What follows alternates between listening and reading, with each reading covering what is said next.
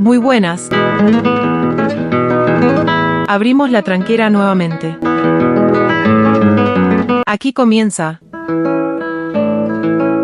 De caballos y algo más. Un programa dedicado al mundo equino.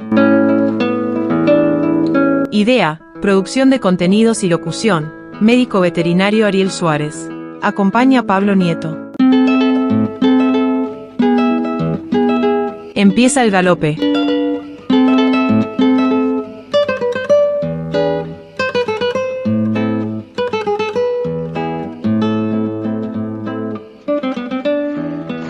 Muy buenas tardes a quienes nos están escuchando, toda la audiencia. Estamos abriendo una nueva temporada de este programa que se llama De caballos y algo más.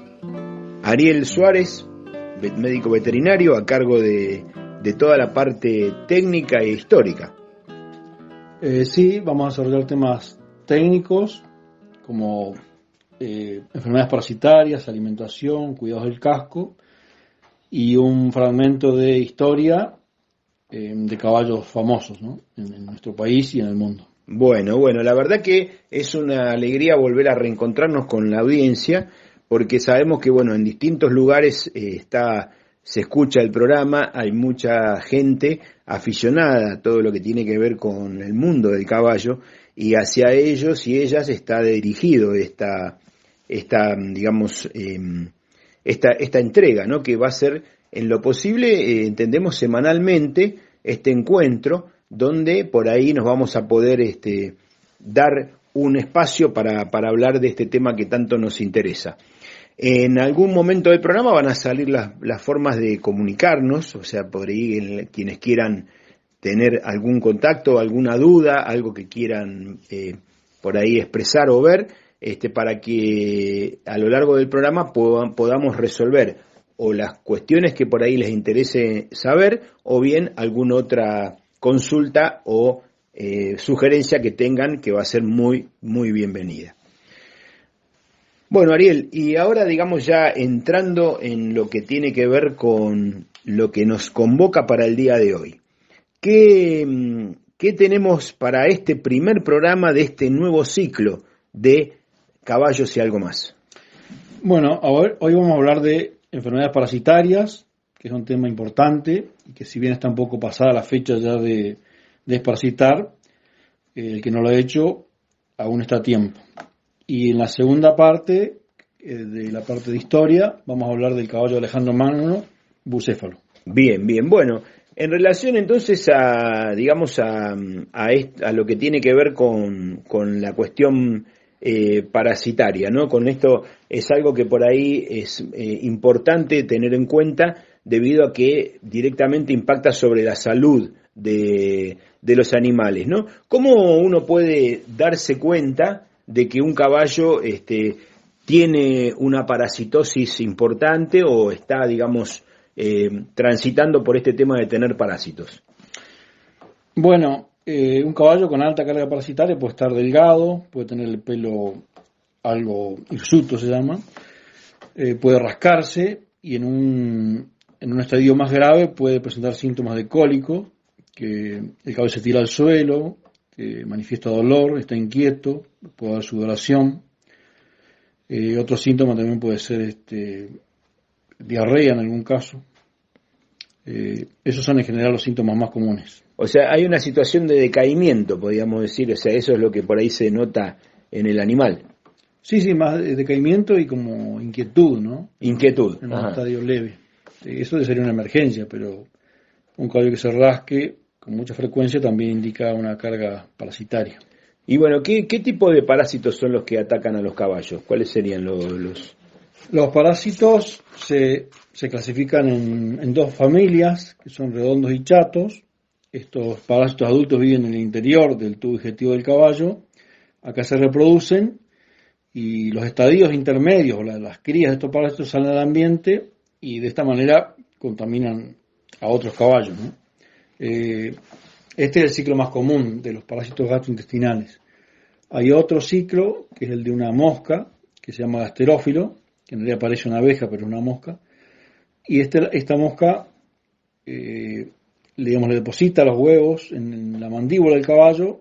De estos huevos crecen una larva que migra al estómago del caballo y bueno, después sale otro estadio que sale con la materia fecal que va a la tierra y ahí nace de vuelta la mosca adulta. En este caso, el caballo, cuando la mosca vuela, que le está por depositar los huevos, está como muy inquieto, muy molesto. Ajá. Y ¿hay alguna manera, digamos, por la cual se pueda, digamos, prevenir el ataque de los parásitos? ¿Hay alguna forma de prevención? Sí, en realidad es de desparasitarlos, o sea, con cierta frecuencia en algunas estaciones, como es la primavera y el otoño. En algunos casos en el cual los caballos no pueden ser vistos o haya alguna duda, también se lo puede hacer durante el verano. Lo ideal sería hacer un análisis de materia fecal en el cual uno determina si la carga parasitaria es alta y en este caso si ahí se desparasita, ¿no? Pero otra manera de prevenir, no, digamos, en base a la contaminación desde el ambiente, no es muy práctico. Y estos análisis se llaman los coprológicos, ¿no? Coprológicos, sí. Coprológicos, Sí, que son, se hacen en algunas, digamos, en algunos lugares, en algunos laboratorios veterinarios, sería. Sí, en una veterinaria, teniendo un mínimo de equipamiento, se puede hacer. Lo que se aconseja es como rotar las drogas antiparasitarias para no generar resistencia, pero bueno, y tratar de no hacerlo en exceso, porque hay lugares que recomiendan hacerlo cada 2 meses.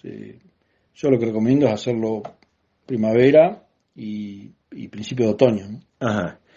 ¿Cuáles son los daños que producen los parásitos? O sea, porque decías que hay parásitos internos, parásitos externos también, ¿no? O sea, ¿cuál es el problema que le traen a los animales? El problema más común es que succionan sangre y nutrientes, destruyen tejidos cuando migran y bueno, y también causan obstrucciones, ¿no? en el tubo digestivo.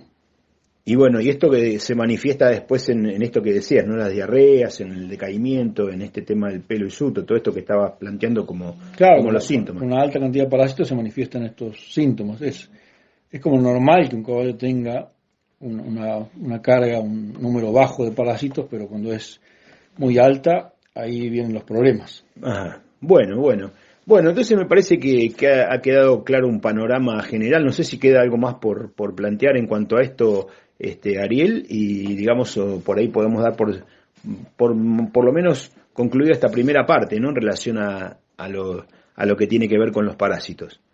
Sí, para los parásitos externos, que el más común es la que se llama mosca de los cuernos, que es una mosca que aparece en primavera y que succiona sangre.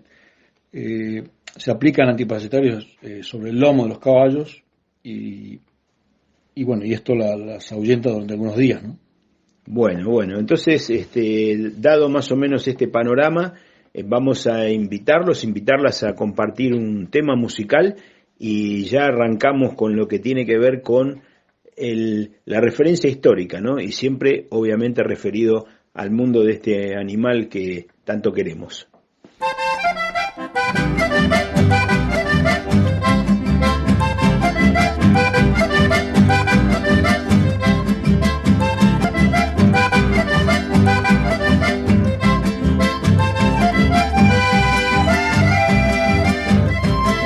Ya no vuelve a mi palenque, mi fiel caballo no vuelve, no.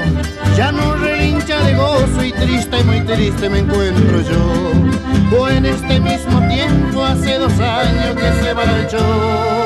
¡Ah, ah, ah, ah! Pobre mi caballo, gallo, como lloraba cuando él murió.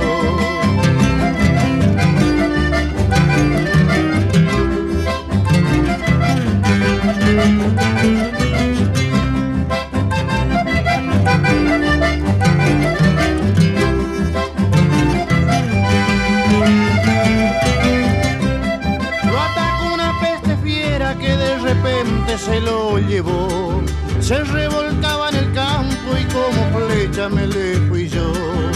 Me clavó sus ojazos como diciendo, cúrame vos. ¡Ah! ¡Ah! ¡Ah! ¡Ah! Y yo con el alma rota le dije, vaya, te lleve Dios. Nunca se consoló el buen paisano desde que su vaso murió. Yo llorando y cantando pasaba el día añorando a el amigo inseparable que para siempre perdió.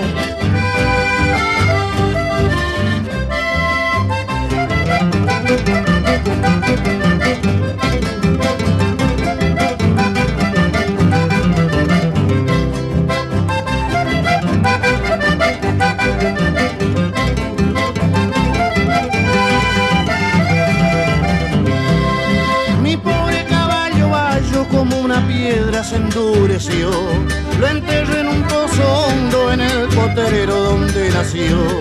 Maldigo la suerte perra que un día se lo llevó. ¡Ah! ¡Ah! ¡Ah! ¡Ah! ¡Ay! Pobre mi caballo Bayo, como lloraba cuando él murió.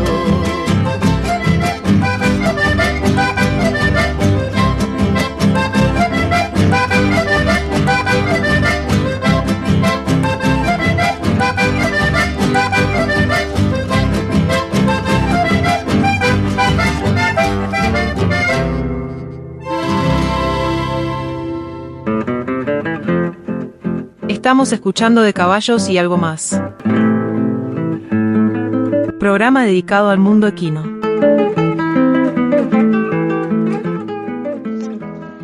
Bueno, así hemos compartido un tema musical, obviamente referido a los caballos, y una vez hecho esta pequeña pausa vamos a dar paso a la segunda parte del programa, que como veníamos acostumbrando y como va a ser de aquí en más, va a tener alguna referencia histórica a todo lo que tiene que ver con el caballo en la historia.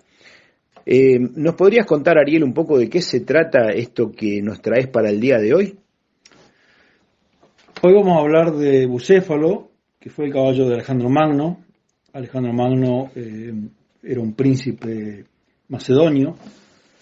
Macedonio era en la antigüedad un estado griego, o sea, no era un país como en la actualidad, sino que Grecia eran ciudades-estado. Y Alejandro le regalan este caballo, que hasta ese momento no lo podían domar, y él, bueno, lo doma, lo hace su caballo de silla, y bueno, posteriormente Alejandro pasa a ser el rey de Macedonia, y comienza la expansión de un imperio. Ajá.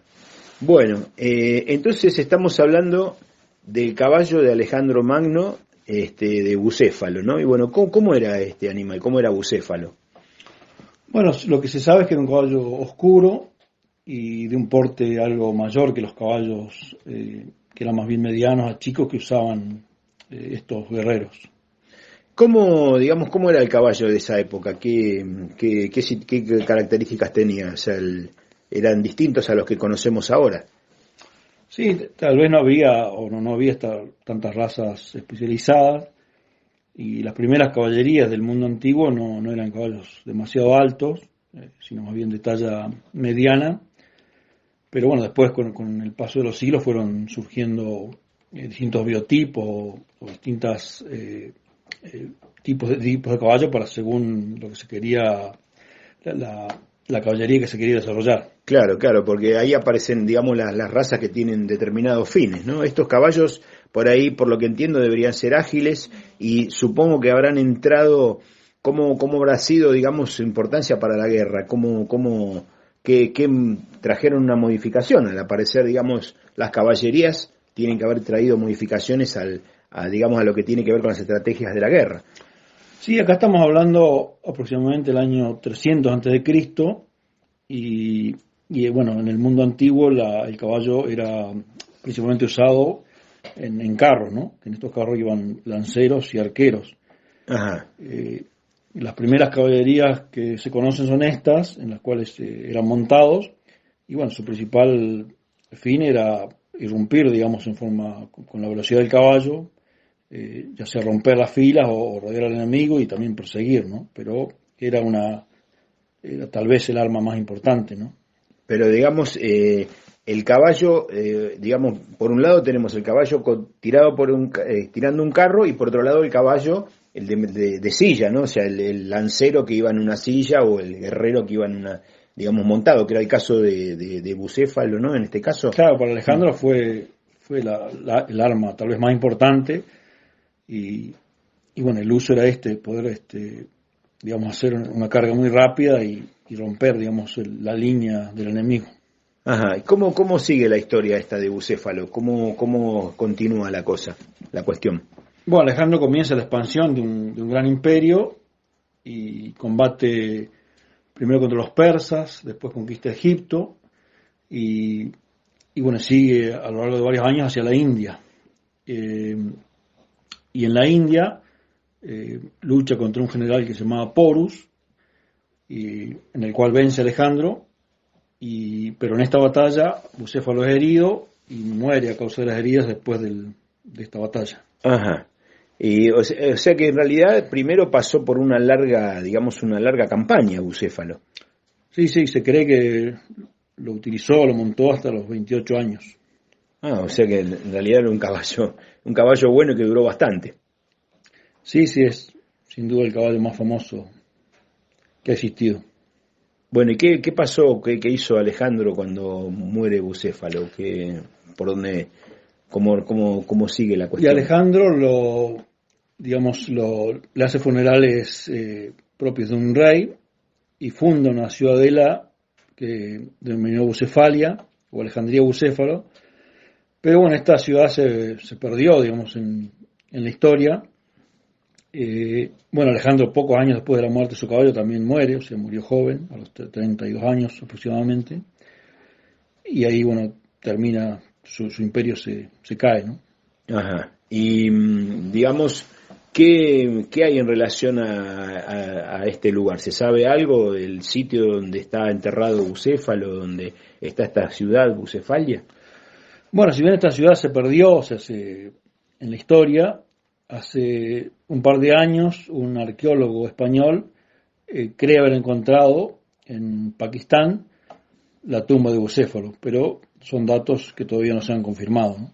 Ajá, o sea que podría decirse que hay alguna pista, no del lugar del lugar donde estaba Bucefalia, ¿sería esto? Claro, al ser la tumba de Bucéfalo sería el enclave de esta pequeña ciudad. Claro, que después se supone que ha sido arrasada por otras guerras y distintas situaciones, ¿no? Claro, al tiempo. Después no prosperó, pero como otras ciudades como Alejandría que fundó Alejandro Magno, y es así, aún perdura, ¿no? Claro.